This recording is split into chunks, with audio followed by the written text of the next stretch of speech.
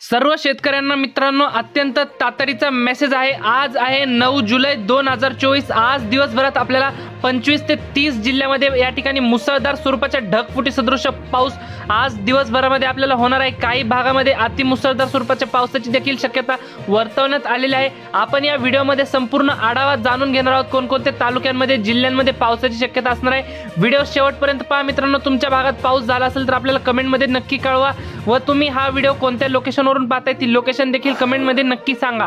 व तुम्हाला एक विनंती मित्रांनो, तुम्ही व्हिडिओ पाहतायत परंतु चॅनलला अजिबात सबस्क्राइब करत नाहीत, आता चॅनलला सबस्क्राइब करा व व्हिडिओला लाईक देखील नक्की करा। तर आज दुपारनंतर व मध्यरात्रीपर्यंत 9 जुलैला या ठिकाणी कोणत्या जिल्ह्यामध्ये पावसाची शक्यता असणार आहे आपण या ठिकाणी मराठवाड्यापासून बघू। मराठवाड्यामध्ये बीड, लातूर, धाराशिव, छत्रपती संभाजीनगर, नांदेड, परभणी, हिंगोली, जालना या संपूर्ण मराठवाड्यातील 8ही जिल्ह्यामध्ये आपल्याला या ठिकाणी संपूर्ण तालुक्यांमध्ये भाग बदलत जोरदार स्वरूपाच्या पावसाची शक्यता आज दिवसभरात आपल्याला पाहायला मिळते।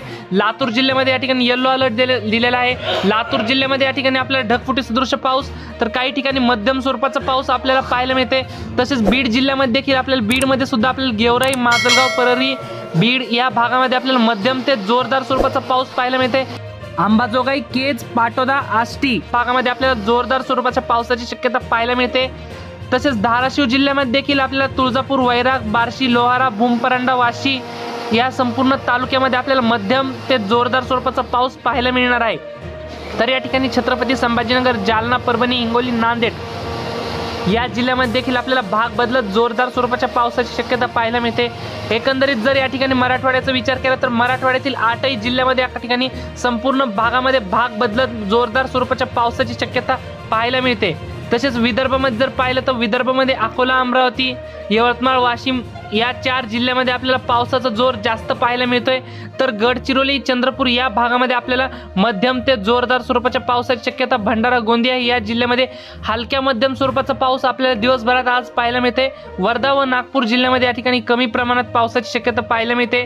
तर संपूर्ण विदर्भाचा जर विचार केला तर विदर्भात देखील आपल्याला मध्यम ते हलक्या तर काही ठिकाणी जोरदार स्वरूपाच्या पावसाची शक्यता आज दिवसभरात पाहायला मिळते।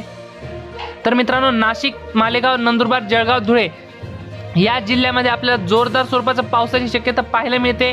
तर मित्रांनो, ही होती हवामानाविषयी छोटीशी माहिती आवडल्यास आपल्या चॅनलला सबस्क्राइब नक्की करा। धन्यवाद। तर भेटूयात पुढच्या व्हिडिओमध्ये।